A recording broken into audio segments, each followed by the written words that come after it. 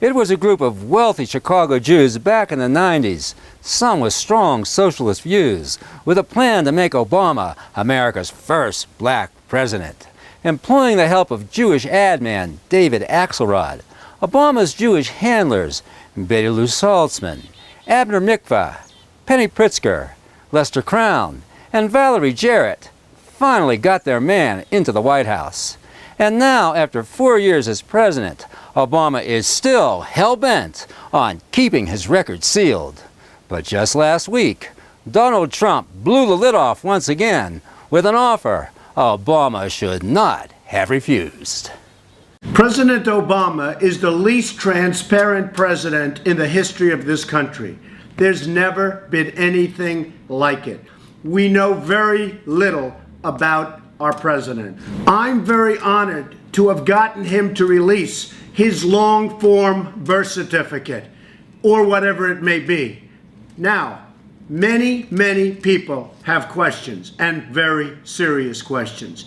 I have a deal for the president, a deal that I don't believe he can refuse, and I hope he doesn't. If Barack Obama opens up and gives his college records and applications, and if he gives his passport applications and records, I will give to a charity of his choice, Inner City Children in Chicago, American Cancer Society, AIDS research, anything he wants, a check immediately for $5 million. The check will be given within 1 hour after he releases all of the records so stated. Well, Obama may laugh it all off with Jay Leno. What's this thing with Trump and you? It's like me and Letterman. What has he got against you here? I don't get it. You know, this all dates back to when we were growing up together in Kenya. Yeah.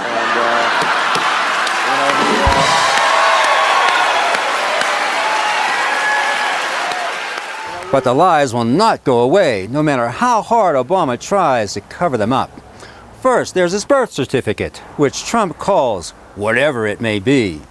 Well, whatever his birth certificate may be, it's already been proven to be a fraud. Next, his passport. Now, why won't Obama make it public? Because his original passport would reveal his citizenship is from Indonesia, not America. That's why. You see, Obama's mother, Ann Dunham, when 17 and already a radical leftist, moved with her parents from Seattle to Hawaii in 1960, where she enrolled at the University of Hawaii. Now, Obama says that his mother married a fellow student, Barack Hussein Obama, a Kenyan, who Obama claims is his father. But Michelle Obama told NBC in 2008 that Obama's mother was very single when she had him. And according to the groundbreaking film, Dreams from My Real Father, it's Frank Marshall Davis, a communist agitator living in Hawaii in the 60s, who sired baby boy Obama and his political agenda. The film shows racy pictures of Obama's mother, photographed by Davis, indicating an intimate and illicit relationship between the two, which soon found Ann Dunham pregnant with a biracial baby boy, who she would name Barry. Her parents, wishing to sever any connection between Davis and their pregnant daughter, ship her off to Blaine, Washington to her aunt. Soon, she would give birth to Obama, most likely in a nearby Canadian maternity ward, on August 4th, 1961. Not surprisingly, Obama resembles Davis much more than he does the made-to-order Kenyan father. Facial similarities between Davis and Obama abound, striking and quite remarkable. After a stint at the University of Washington, Ann Dunham moves back to Hawaii with little Barry and re-enrolls at the University of Hawaii, where she meets and marries an Indonesian student named Lolo Sotoro in 1965. In 1967, Sotoro packs his family off to Indonesia and adopts Obama as his son so that he can attend public school there. Thus, Obama's original passport would state Indonesia as its issuing country and Barry Soetoro as the citizen's name. Next, we come to Obama's college records. Obama arrives at Occidental College in 1980, at which he later admits he was not a very good student, smoking lots of pot and doing lots of parties. Then he supposedly transfers to Columbia University in 1981, whose high academic standards were apparently lowered to admit Obama.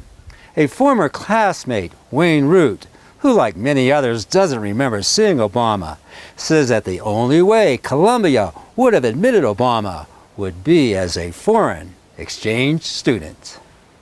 I was a pretty connected guy. I knew a lot of people. I knew pretty much everyone, I thought, in the political science department.